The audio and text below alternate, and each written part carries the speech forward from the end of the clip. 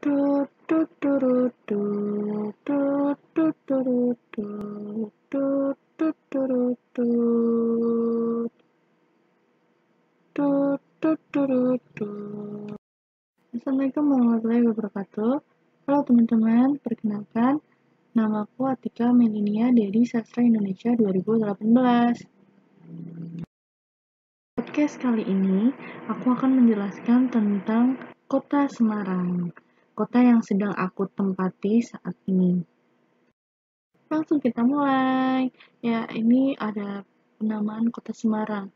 Nah, Semarang atau yang kerap disapa Kota Atlas, yaitu secara etimologis berasal dari kata sem yang artinya asam dan arang yang artinya jarang. Jika digabungkan menjadi Semarang, nama ini didapatkan dari Ki Ageng Pandanaran I yang datang ke sebuah pulau bernama Pantai Tirang. Beliau melihat jajaran pohon asem yang jarang-jarang, maka jadilah kota ini bernama Kota Semarang. Semarang merupakan kota metropolitan terbesar kelima di Indonesia dengan jumlah penduduk bisa mencapai kurang lebih 1,7 juta jiwa. Nah, Semarang ini memiliki beberapa julukan nih teman-teman, antara lain yaitu yang pertama Veneti Van Java. Kenapa diberi julukan seperti itu? Karena Semarang dilalui banyak sungai di tengah kota seperti di Venesia, Italia, sehingga Belanda menyebut Semarang sebagai Veneti Van Java. Yang kedua ada Kota Lumpia. Tahu sendiri kan, lumpia adalah makanan khas Semarang yang terbuat dari dua akulturasi budaya Jawa dan Cina. Yang ketiga ada Kota Atlas dengan akronim aman, tertib, lancar, asri, dan sehat. Amin. Yang selanjutnya ada The Port of Java. Untuk kepentingan pemasaran pariwisata, Walkot Semarang mengambil slogan peristiwa Semarang, pelabuhannya Jawa, sebagai upaya pencitraan kota Semarang sebagai pusat pelabuhan Jawa. Yang terakhir ini ada Semarang Pesona Asia. Pada tahun 2009, jadi wacana beberapa pihak, Wali Kota Semarang menyetujui slogan SPA, di mana konsekuensinya dilakukan pembersihan dan pembangunan di mana-mana. Ya, aku akan menyarankan sedikit tempat-tempat yang harus dikunjungi untuk teman-teman yang berada di luar Semarang. Nah, yang pertama ini teman-teman pasti udah tahu ya, udah terkenal banget nih, ini ada Lawang Sewu. Lawang Sewu itu gedung bersejarah di Indonesia yang berlokasi di kota Semarang. Jadi gedung ini adalah gedung Belanda gitu loh, kantor dari Belanda dulu. Ini dibangun pada tahun 1904 dan selesai pada tahun 1907. Jadi ada sekitar 3 tahunan Belanda membangun gedung Lawang Sewu itu. Terletak di Bundaran Tugu Muda yang dahulu disebut Wilhelminaplein. Jadi di situ di Bundaran Tugu Muda itu ada Lawang Sewu, ada banyak lah, ada Museum Mandala Bakti juga di situ juga ada. Terus masyarakat setempat biasanya menyebut Lawang Sewu itu karena bangunannya memiliki pintu yang banyak. Meskipun kenyataannya itu nggak sebanyak itu, nggak sampai 1000, karena itu pas aku dengar-dengar sekitaran 999 kalau nggak 998 pintu, hanya segitu. Saat ini Lawang Sewu telah mengalami tahap konservasi dan revitalisasi yang dilakukan oleh Unit Pelestarian Benda dan Bangunan Bersejarah PT Kereta Api Persero.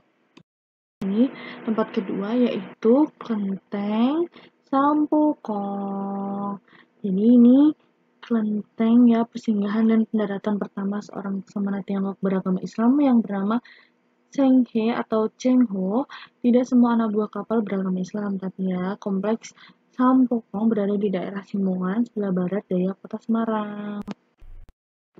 Sekarang, tempat ini dijadikan tempat peringatan dan pemujaan atau bersembahyang, serta tempat untuk berziarah bagi agama Konghucu. Untuk keperluan tersebut, di dalam gua batu ini terletak sebuah altar serta patung-patung Sampo Taichan. Meskipun Laksamana Cheng Ho adalah seorang muslim, tapi masyarakat menganggapnya sebagai dewa. Hal ini dapat dimaklumi mengingat agama Konghucu atau Taoisme menganggap orang yang sudah meninggal dapat memberikan pertolongan kepada mereka. Yaitu Masjid Agung Jawa Tengah. Ya, masjid ini dibangun sejak tahun 2001 hingga selesai secara keseluruhan pada tahun 2006. Jadi sekitar 5 sampai 6 tahun ya. Ini masjid dibangun karena emang masjid ini tuh megah banget, benar-benar besar. Di dalamnya juga ada museumnya juga. Terus ada tempat-tempat untuk tempat-tempat seperti auditorium untuk acara-acara gitu. Nah, masjid ini berdiri di atas lahan 10 hektar. Masjid Agung diresmikan oleh Presiden Indonesia Susilo Bambang Yudhoyono pada tanggal 14 November 2006. Masjid Agung Jawa Tengah merupakan masjid provinsi bagi Provinsi Jawa Tengah. Jadi ini gak hanya Semarang tapi Jawa Tengah ya teman-teman.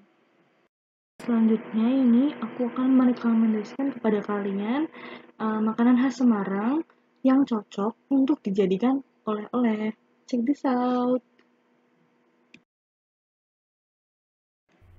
Yang pertama itu adalah lumpia. Lumpia itu adalah sejenis jajanan tradisional Tionghoa. Lumpia yang dikenal oleh orang Indonesia merupakan lafal bahasa Hokkien. Lumpia terdiri dari lambaran tipis tepung gandum yang dijadikan sebagai pembungkus isian yang umumnya adalah rebung, telur, sayuran segar, daging, atau makanan laut. Jadi di sini ada yang belum pernah makan lumpia atau justru nggak suka karena rebung. Tapi sebenarnya itu yang bikin cita rasa khas banget lumpia, kan beda dari yang lainnya. Risol kan beda, sosis Solo juga beda. Kalau lumpia kan bener-bener rebung, dan kalau diganti pun juga namanya bukan lumpia lagi gitu loh teman-teman. Jadi karena aslinya emang isinya rebung, jadi itu yang dinamakan lumpia gitu teman-teman. Cobain ya, jangan lupa dibawa ke kampung halaman. Yang kedua ini juga teman-teman pasti pernah membawa pulang ke kampung halaman ya teman-teman. Ini ada wingko babat. Ini wingko babat adalah sejenis kue yang terbuat dari kelapa muda, tepung beras ketan, dan gula. Wingko sangat terkenal di pantai utara Pulau Jawa. Kue ini sering dijual di stasiun kereta api, stasiun bus, juga di toko-toko kue untuk oleh-oleh keluarga.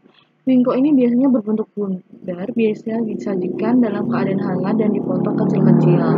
Wingko dapat dijual dalam bentuk bundar yang besar atau juga berupa kue-kue kecil yang dibungkus kertas. Biasanya teman-teman makannya yang kecil-kecil ya, yang kertas itu. Ini kombinasi. Jadi itu rasanya kombinasi gula dan kelapa menjadikan kue ini enak pokoknya. Harga kue ini juga bervariasi tergantung mereknya, ya enggak, ada yang merek Diriana, terus ada yang kelapa itu, ya kan? Ya dong. Nah, yang terakhir nih teman-teman, yaitu bandeng presto. Nah, makanan ini terbuat dari ikan bandeng yang dibumbui dengan bawang putih, kunyit, dan garam. Ikan bandeng ini kemudian dimasak pada alas daun pisang dengan cara presto. Presto adalah cara memasak dengan uap air yang bertekanan tinggi. Makanan yang dimasak dengan cara ini diletakkan dalam panci yang dapat dikunci dengan rapat. Air yang berada di dalam panci ini kemudian dipanaskan hingga mendidih. Uap air yang timbul akan memasak makanan yang berada di dalam panci. Karena ikan bandeng terkenal memiliki banyak duri nih, bandeng presto adalah makanan yang digemari karena cara memasak presto, duri-duri ini menjadi sangat lunak. Jadi makan ikan tapi nggak kerasa kalau ada durinya. Enak banget pokoknya kalau apalagi digoreng pakai sambal panas-panas, nasi hangat, itu enak banget. Cobain ya. Nah, teman-teman, segitu aja dari aku, segitu dulu aja ya. Besok-besok lagi, nanti kalau di sini semua kan kepanjangan. Ini udah panjang 10 menit loh, teman-teman. Nah, sekian dari aku mengucapkan terima kasih kepada teman-teman yang sudah mendengarkan, mendengarkan dari awal sampai akhir ya. Sekian lagi kan jadinya. Ya udah teman-teman, aku pamit undur diri dulu. Assalamualaikum warahmatullahi wabarakatuh. Sebelumnya aku mau berpesan kepada kalian ya. Sekarang kan masih zamannya COVID nih. Jadi kalian harus mematuhi protokol kesehatan. Oke. Pakai masker, pakai hand sanitizer, selalu bawa hand sanitizer, cuci tangan terus pokoknya, oke? Dadah. Wassalamualaikum warahmatullahi wabarakatuh. Tut, tut, tut, tut, tut, tut, tut,